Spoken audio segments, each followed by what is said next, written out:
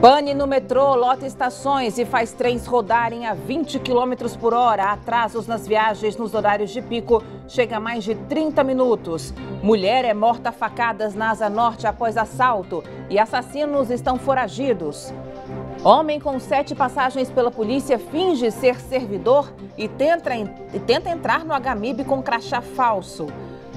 Notícias da quarta-feira no DF e em torno, agora no Band Cidade, segunda edição.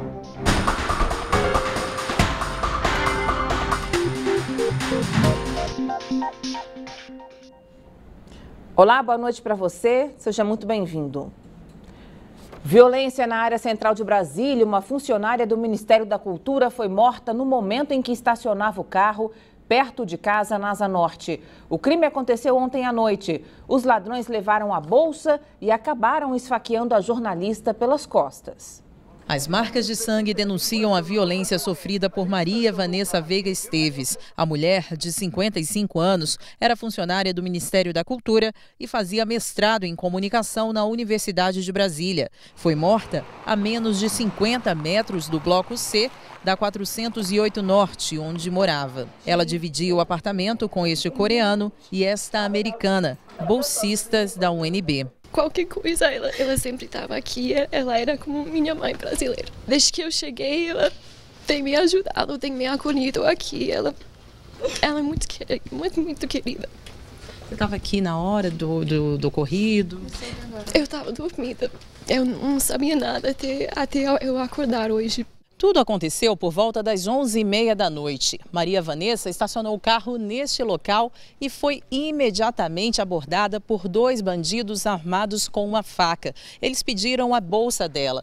Mesmo sem reagir, ela levou uma facada nas costas e não resistiu ao ferimento. Morreu antes mesmo da ambulância chegar.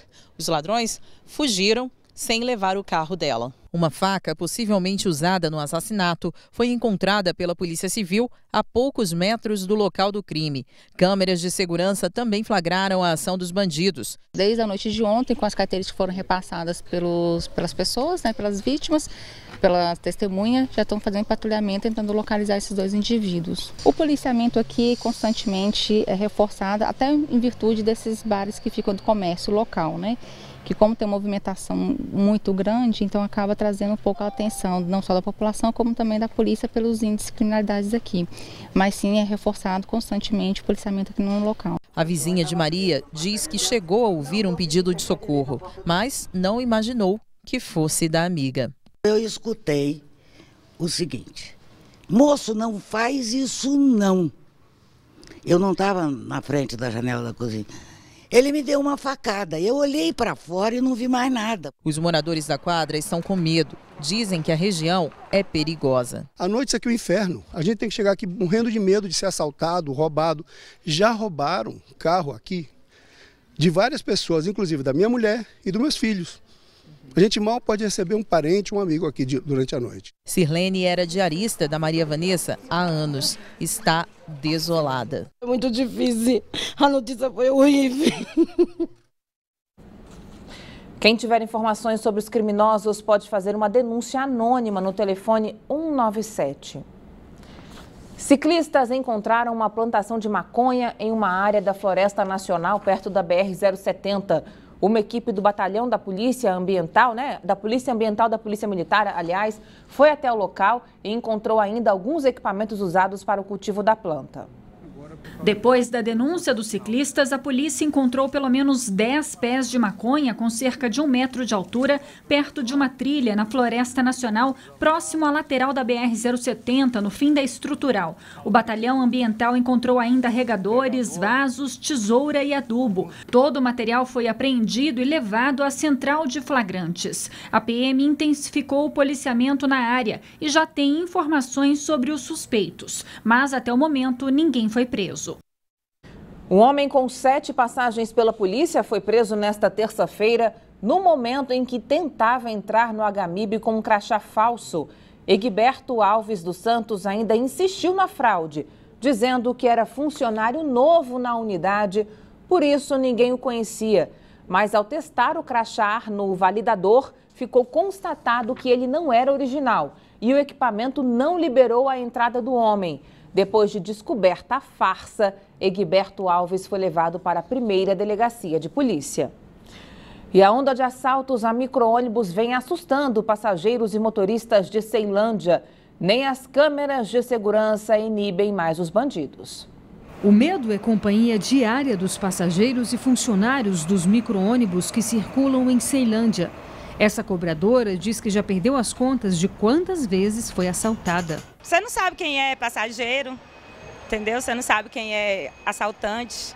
Muitas vezes eles passam, pagam a passagem, quando você vai ver já está em cima de você. No mês passado, câmeras de segurança de um dos micro-ônibus registraram o momento exato em que 2 criminosos entram no ônibus. Eles abordam passageiros e o cobrador. O motorista, quando ele sai de casa, junto com o cobrador, ele sai já preocupado com os assaltos. Nos 4 primeiros meses deste ano, foram registrados 293 roubos em ônibus só em Ceilândia.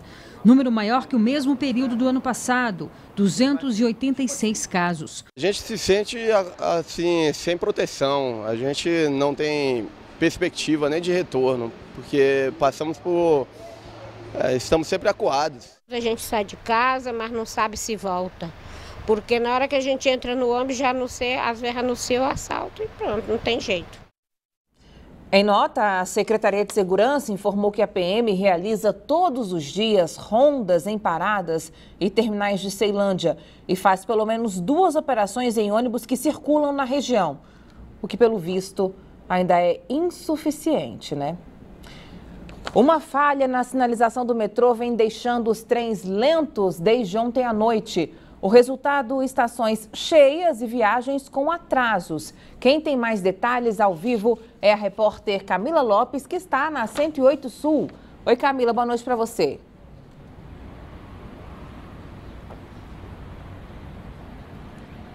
Pois é, Carol, por conta desse atraso, 82 passageiros pediram aí o ressarcimento, a devolução do dinheiro da passagem.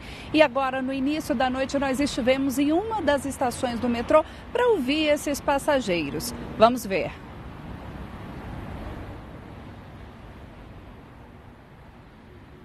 Agora ele está lento. Eu parei ali na estação de 114 para vir para a Central e ele estava parado. Ele parou e ficou mais de 10 minutos parado. A gente fica na rua até essa hora e chega em casa ainda mais atrasada. É ruim, né?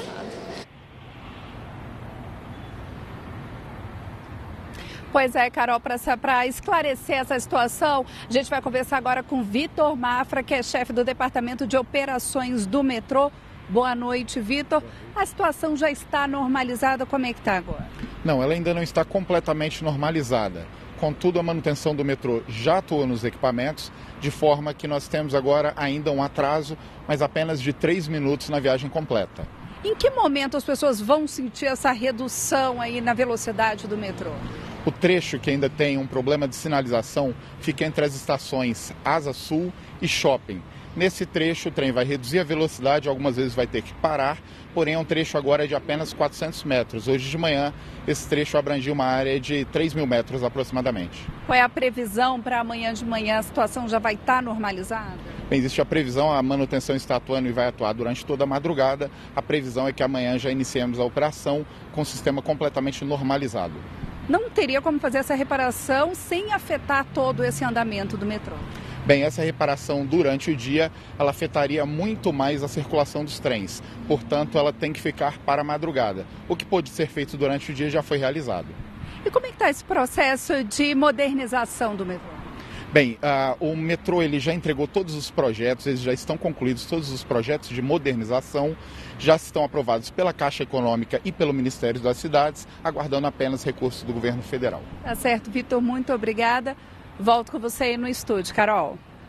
Ok, Camila, obrigada, boa noite. Moradores denunciam que o Deck Sul, inaugurado em abril deste ano, já apresenta problemas. Na quadra poliesportiva, por exemplo, não há mais cesta de basquete. O lixo está espalhado por todos os lados. O pior é que o descuido dos próprios usuários né, que vai causar prejuízo aos cofres públicos. Inaugurado há pouco mais de 3 meses e com um orçamento de 12 milhões de reais, o Deck Sul já enfrenta alguns problemas. Espaço para coleta seletiva do lixo até que tem, mas os resíduos estão assim, no lugar errado. Na orla do lago, nossa equipe encontrou latinhas de cerveja, embalagens, garrafa PET e até sapatos. O problema que eu acho, para mim, é a sujeira. Aqui tem muitas lixeiras. Tudo separadinho, mas o pessoal não está sabendo usar, não sei. As opiniões se dividem entre os usuários do local. A Claudineia, por exemplo, acredita que a responsabilidade é de quem passa por ali. Quando vim aqui, gente, vamos conservar as coisas do jeito que tá, jogar o lixo na lixeira, conservar as coisas bonitinhas do jeito que tá, porque senão, que isso aqui é um dinheiro que sai do nosso bolso, é os nossos impostos que a gente paga aqui. Já para o Vitor, o que falta mesmo é fiscalização. A maioria do pessoal não estão respeitando, diz a placa ali, proibido banho e pesca, o pessoal estão pescando, tomando banho. Então, o posto policial fica do outro lado da margem da orla e eles não vêm nada reclamar. Na quadra poliesportiva não há sinais de descuido, mas a cesta de basquete parece ter sido furtada.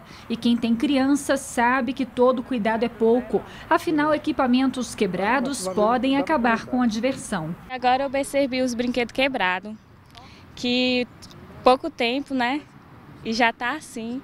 Coisa que está saindo do bolso da gente. Por meio de nota, a administração regional do Plano Piloto informou que já comunicou à Novacap sobre a situação de alguns equipamentos danificados no Deck Sul.